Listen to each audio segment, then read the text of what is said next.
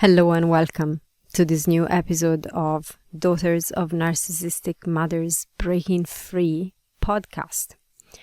Today I want to talk about that part of us that continues the cycle of pain. I want to talk about why we feel this cycle of pain and suffering never ends.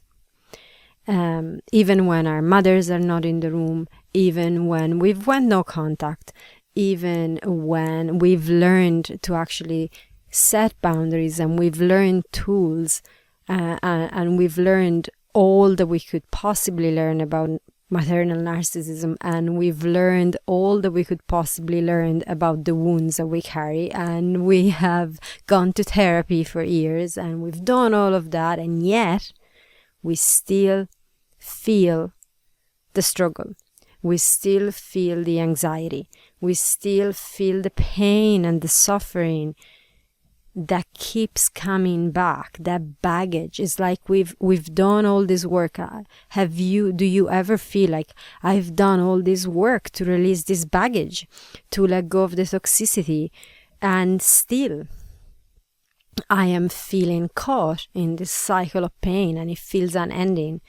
There's been so many of you that have completed the coping pattern self-assessment, which if you haven't yet, by the way, I invite you to do that. The link is in the description of this episode. It's free, takes less than 3 minutes, and is super valuable information.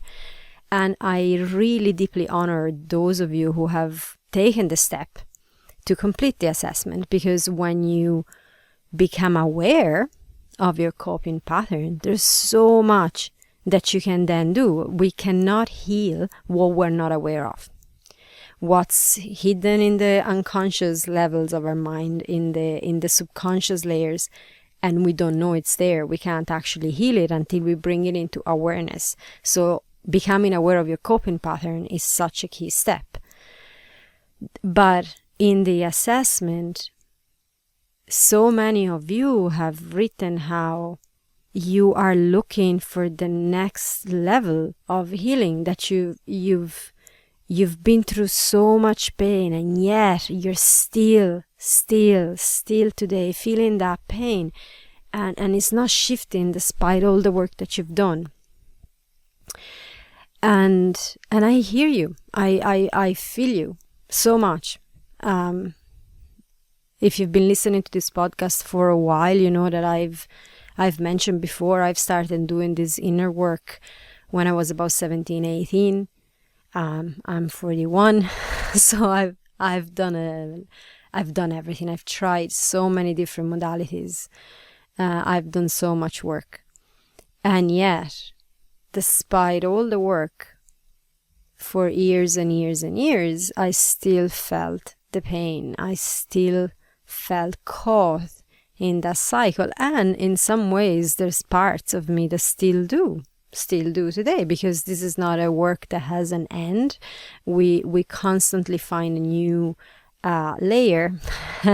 Such is the nature of us human beings. We want to expand all the time, even when we don't want to expand. Our nature pushes us to expand, and so you can keep finding new layers and new layers and new layers.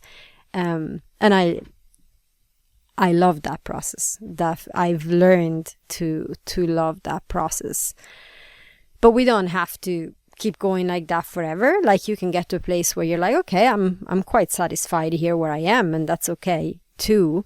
But the bit that I'm talking about is not for those of you who are at a place where you're like, yeah, you know what, I'm doing good, I'm happy enough. It's actually for those of you who are still feeling very unhappy, still feeling a lot of pain, still feeling a lot of anxiety. The guilt is still there. You're still feeling, no matter the age, that you haven't yet lived your authentic life, that you're not actually feeling in control of your own life. You're not feeling independent in your own emotions from your mother or from other people around you. and you're not feeling grounded in yourself, so many things still trigger you, throw you off kilter. You need days to recover after an interaction with someone, and so on and so forth. So this is what I'm talking about. It's for those of you who are nodding and they're like, yeah, I'm actually feeling like that. How do you know that I'm feeling like that? And I know it because that has been my reality for most of my life. That has been how I have felt. I have learned, I have studied, I've done therapy, I've done so many different things. I've tried and tried and tried and tried, and still the pain was still there, and still I had no idea what to do with all this awareness that I was getting. Okay, it's like awareness is the first step. We have 3 steps in a healing journey, and if you're following Reclaim Your Fullness method, there's 3 steps that I'm talking about. Is awareness is the first step, because as I said earlier, if you're not aware of it, you can't heal it. So unless we have awareness of something, there's not even a starting point. So awareness is the first step. The next step is attunement. And I could run a million workshops on attunement, but the most important thing to understand about attunement is that we have not been attuned. You just need to know that. It's like no matter what you believe about yourself, attunement, if you were attuned to your nervous system, to your body fully, you would not be here listening to this podcast.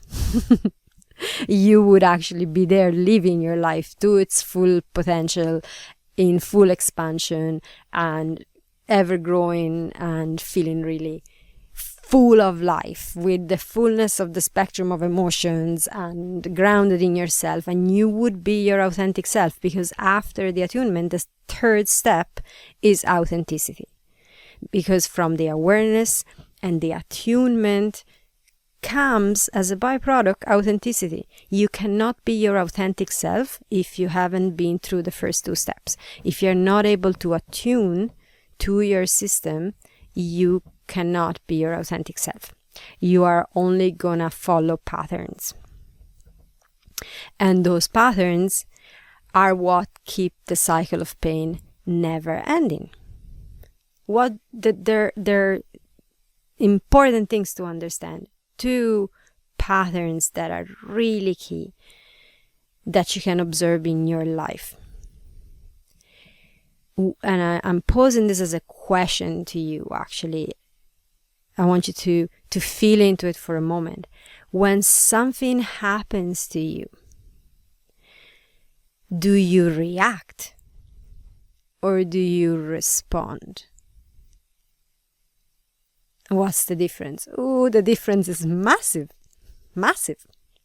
What do you feel is like the reaction is the old patterns at play. The patterns that have started in your nervous system when you were very young. They've been confirmed by the continuous unsafety of your environment growing up with a narcissistic mother as you grew up. And they became solid. They became cemented in your system.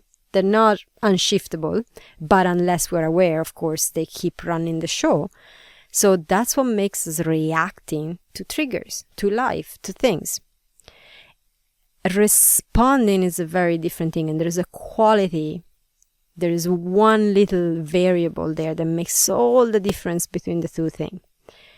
And if it's the pause. I know those of you who have worked with me, who have been in the community, who've done coaching with me, they're nodding, going, yeah, I've heard about the pause before. I know you have, because I talk about it a lot. That pause is key. The reaction happens without us being aware of it, without us having a choice. It happens immediately. There is a trigger happens, and the reaction is immediate. And it's immediate in our nervous system. So it's not even a thing that you're thinking about it. The thoughts come after. The reaction happens in your nervous system. A situation triggers, your nervous system gets dysregulated, and it's immediate. And then, from a dysregulated nervous system, you can well imagine the thoughts that follow. We think that the thoughts are the thing, but it's not. It's like it starts in the body first, and that's where that attunement is so key. That second step, awareness, attunement, authenticity. Without being able to attune to your nervous system and to your body, you cannot shift from reacting to responding. And the part that keeps reacting, and this is another question I have for you today. When you're in a situation and you're talking about it and you're telling the story, maybe you're sharing about your mother and what she's done and the things that, are out of control in your life and the things that are not going well, do you feel like you are rehearsing or resolving? Ooh, like this is like, have you ever thought about this before? I can tell you for quite the fact that the 99.9% of the times we are rehearsing. When we're telling the story, and my mother did this, and then she did that, and then you know what happened, and then my sister came in, and then we had this situation, and then she always does that, and then I went, and I wanted to set a boundary, but I couldn't, and then this happened, and then, that is a nervous system that has reacted instead of responded, that has reacted on an old pattern, on a pattern that is well established in your nervous system, that now is trying to get back to some kind of regulation by rehearsing and telling the story again and again and again. So the part that keeps reacting in the same way, because it keeps reacting the same way, it's following patterns. Those patterns are like motorways in your nervous system. They're well-traveled motorways that you started traveling when you were a few months old, maybe from womb time, and then you kept traveling those motorways when you were 1, 2, 3, and so on going forward in your life. So they're very well-traveled motorways that keep you in the rehearsal cycle of pain, and they stop you from resolving. Ooh. Wow. Is this what's happening in my nervous system? It is. It is, because if it was just as simple as awareness, I learn about a thing that I'm doing on repeat that is not really helpful for me. Here, I'm given a tool to solve it, and I just solve it. 5 minutes, job done. You wouldn't be here still. You wouldn't be here after years. I wouldn't have been there years and years and years trying to make sense of it all, despite all I knew. Awareness alone is not enough. You can read all the books. You can listen to 10,000 different podcasts on abuse, narcissistic abuse, trauma, maternal narcissism, whatever, you name it. We can do that. We can talk about it forever and not ever shifting a pattern of one little bit. There is a quote from Buddha Padmasambhava that says, if you want to know your past life, look at your present condition. And if you want to know your future life, look at your present actions. I love this quote. I really do. It's hard to take because it's one of those quotes. Ooh, okay. This means I have to take full responsibility. There is really no way around.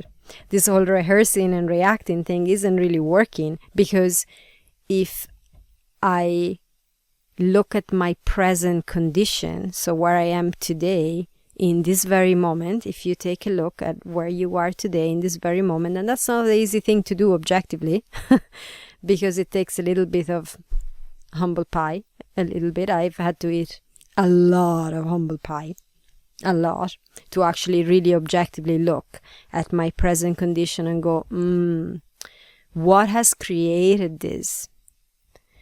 And that's, that's your past. But here, very often what we do, we go into the blame and shame patterns. And so we look at the past and we go, well, my mother did this to me. I wouldn't be in this condition right now if she hadn't done that to me. And I know that that's true to a degree. Like, I'm not negating that your mother, if you're here listening to a podcast that's called Daughters of Narcissistic Mothers, clearly your mother has had some behaviors that were toxic, and she may still have them. And there's been abuse in your childhood, there's been abuse in your past, there may still be abuse in your current life. So I totally get that. I'm not denying that that's a thing. But from this point of view, from the point of view of blaming and going, well, she did that to me, we're never going to actually heal. We're staying in rehearsal. We're going to continuing the cycle of pain in rehearsal. We're going to continue go, well, she did that to me, poor me, and we're going to continue go with the patterns. The thing where it gets tricky is, like, if you want to know your future life, look at your present actions. And that's an interesting one, because if we're not shifting the patterns that created the patterns in our nervous system that brought us to where we are now, and creating the conditions, so that unhappiness, that anxiety, that incapacity to go to sleep at night, the procrastination, the people pleasing, the guilt that you're feeling, all of those things, the toxic relationships, the breakups, the drama, we were looking at all of that in our present life, okay? And we're going, what am I doing now that's different from what I have done up until this point in order to create a different future? That was one of the hardest things I had to face at some point, and I believe everyone that's been doing healing had to face at some point. I know many of you will be nodding at this. That is like, what got you to here will not get you there. So if your present condition is one of disease, unhealthy, like I know I've developed symptoms of autoimmunity, my body has told me very clearly, girl, what got you to here? Well, it's not going to get you where you want to go, because you're not going to be older and healthy. You're actually going to be, maybe you'll get to be older and you won't, this is not going to be life-threatening, but we don't know. But you're definitely not going to be healthy going forward. So what got you to here, if you continue doing that, my body was very clear, it's going to get you not the places you want to go. And it's not just about the physical health. There's your mental health, your emotional health, the life that you're living. Are you looking around and going, you know what, the life that I'm living in this present condition, in this present moment, is exactly perfect, is the exact life I want to live. If that's the case, well then, that's brilliant. Well then you can look at your past and go, oh, okay, I've made choices along the way that led me to this life that is now exactly how I wanted. I'm feeling healthy, I'm feeling happy, I'm feeling alive, I'm feeling like I'm being my authentic self. Awesome, keep going.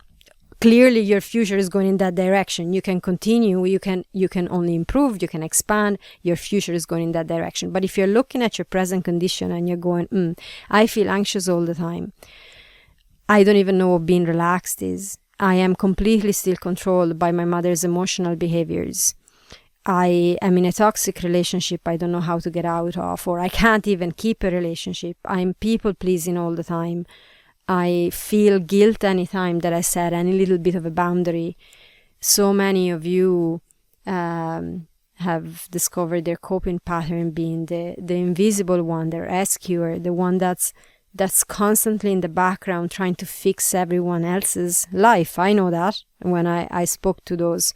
If you listen to the episode on the actual 4 coping patterns, I can recognize myself in all 4 of them. So I feel you. I so do. But if you're looking at your life and you've done the assessment and you're like, whoa, that is my coping pattern, okay? The predominant one, because as I said, we can have more than one.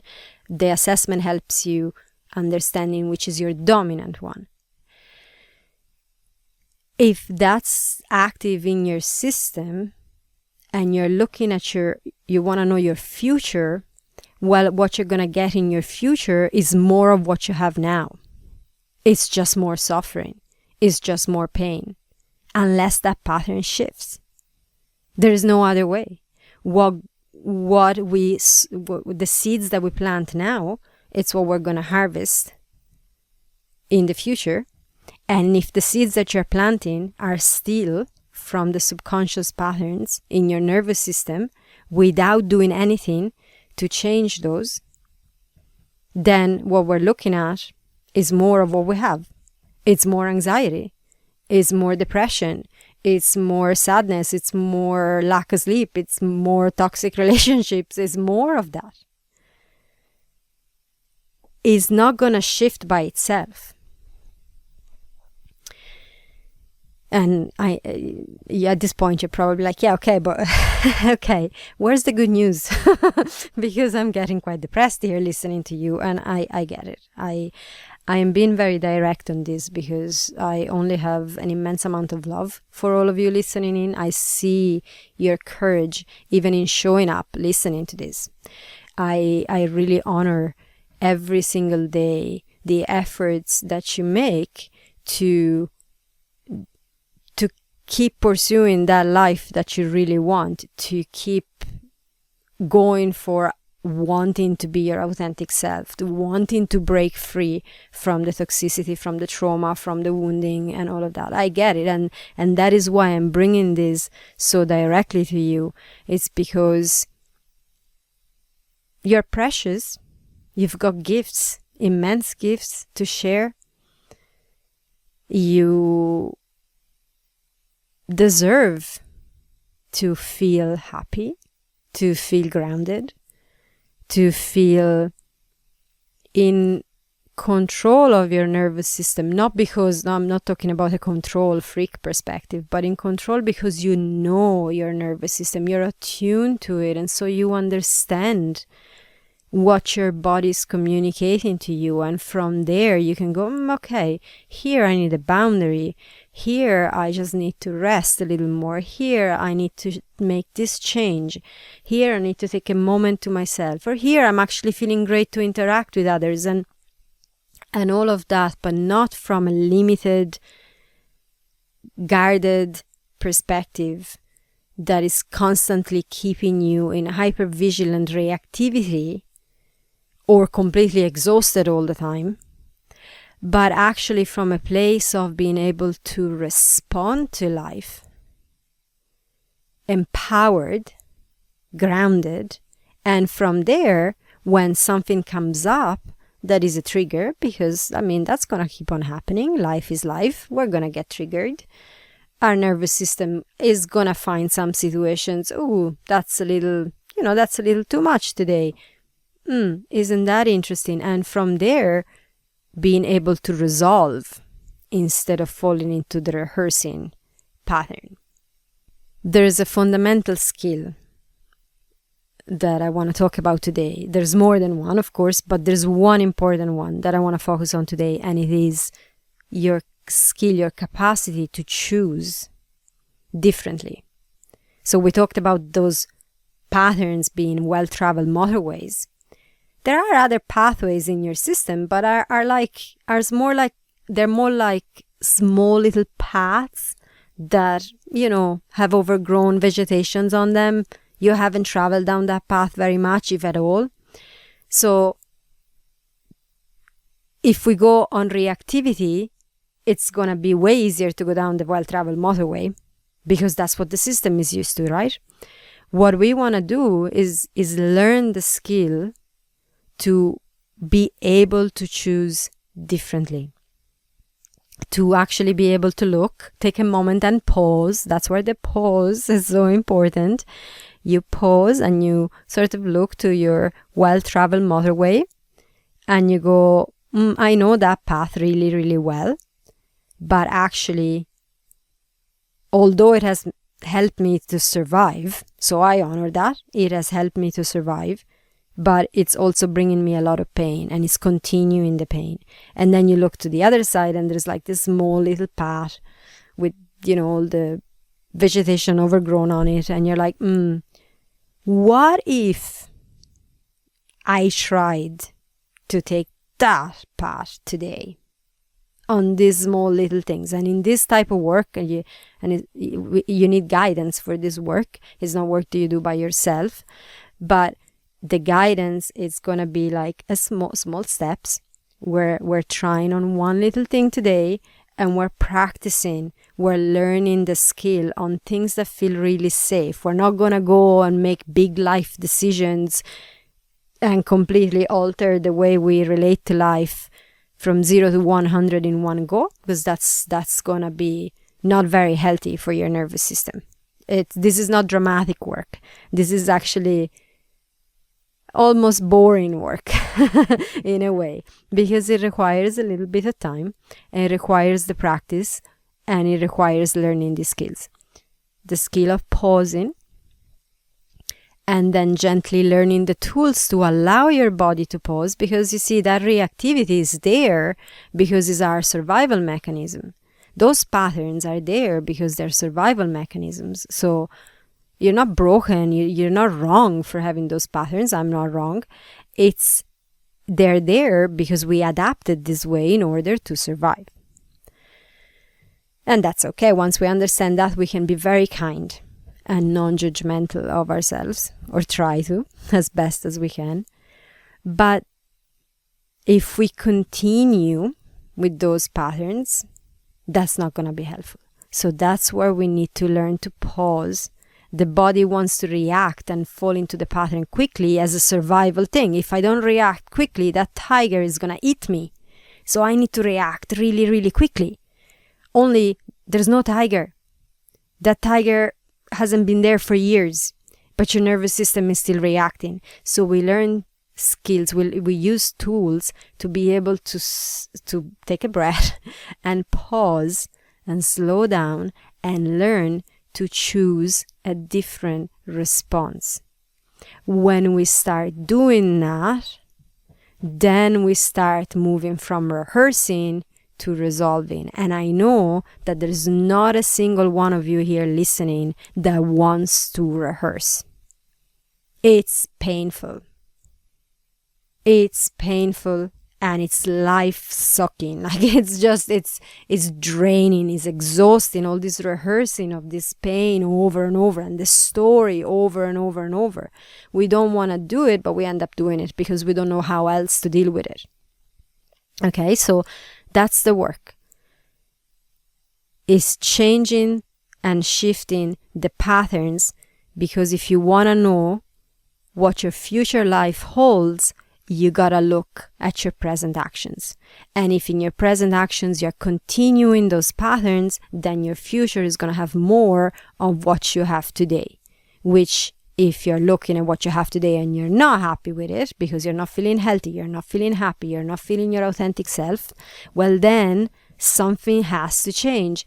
And what I really invite you to consider is it has to change now. Not fully. I'm not saying that from right now you have to be completely healed, otherwise your future is going to be horrible. No, this is going to be a process. It's going to take some time, and it's going to be a step-by-step process, and that's okay. But the starting is now. It's not tomorrow. It's not in 10 years' time. You don't know when your body's going to go, that's it. I'm done. I'm done living with these patterns. I didn't know that was happening.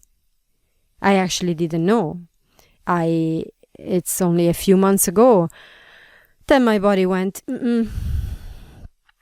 But it didn't go from a little bit to a lot. It just went a lot, all in one go. So you don't know when that's going to happen. And that is not to scare and to bring fear into the system. It's actually a healthy awareness of, wow, I don't want you to go through what I went through. I don't want you to get worse. If you're already feeling symptoms, if you're already feeling high anxiety, if you're already feeling a ton of these things that I've mentioned, I don't want you to feel worse. I want you to feel better. I want you to reclaim your life. I want you to live fully, be joyous, be happy, be authentic, be yourself in the best way possible, have the best relationships possible, achieve that dream that you so wanted to achieve, be that creative being that you want to be the best mother to your children, and all of those things. I want all of that for you, and that's why I'm saying it's now, guys. Now is the time. I've procrastinated for so long on so many things, and it's like I've learned lessons in that. So I'm being kind and looking at that procrastination time, like, I have to be kind, but there's also a ton of grief as to, whoa, that was some amount of time that I could have been doing this. And I just was like, oh, I don't have enough money. I don't have enough time. I don't deserve to take time to myself. Like whatever excuse. There's tons. We all have our version of an excuse that justifies the fact that we don't deserve to actually dedicate this time to ourselves in order to heal. Instead, what I want to say to you, you do deserve it. You do deserve it, and you do deserve it now. You do deserve it now. And when I look back to the times where I've had to make a decision and invest quite an impressive amount of money in myself, in terms of health, in terms of support, in terms of getting mentors to help me and stuff, it's like that was the most important investment I have ever made. The most important. Because from there, everything changed. My entire life. And I see that constantly with the people I work with. The transformation, the reclaiming of your life. That actually, we say reclaiming because it is a reclaiming, because you were born with the right to be your authentic self. So it is a reclaiming. But for many of us, we don't even know what that feels like. I didn't know what being my authentic self and being in my power and feeling grounded even meant. I had no idea. I didn't know what it felt like until I did this work.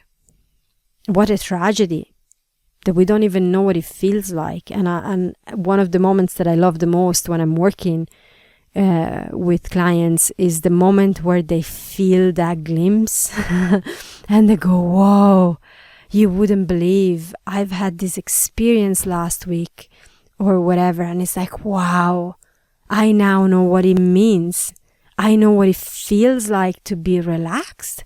I know what it feels like to be in my body. I know what it feels like to be able to experience an intense emotion, but actually hold space for it in a way that doesn't completely destroy me for weeks. But it just passes and I'm able to ride that wave. Wow. And I'm like, yeah, I know. I've been there. I know that wow. I still get those wow moments as I go deeper in the layers. So I could talk about this forever. You can tell that I'm quite passionate about this. So what I want to say to you today is, first and foremost, if you haven't done the coping pattern assessment, head to the link in the description and do that, because it's going to give you information that's powerful as to what your first steps in healing are. You're going to receive all that information then as a result when you get your results. So that's a really powerful step that you can take today. And then after that, go for today's the day you're gonna make those steps to actually start moving from a place of reacting and rehearsing to a place of resolving and responding and resolving. That's what we're doing. You're creating your future today. You are actively creating your future today, and you're doing pretty good because you're listening to this episode. Kudos to you. That's wonderful. You're gonna do the coping pattern assessment. Well done. If you have done it already, that's well done. And then what's the next step? You're creating your future today, and you deserve to create the best possible future for yourself. Okay, so with that, I'm gonna send you so much love, and bye for now.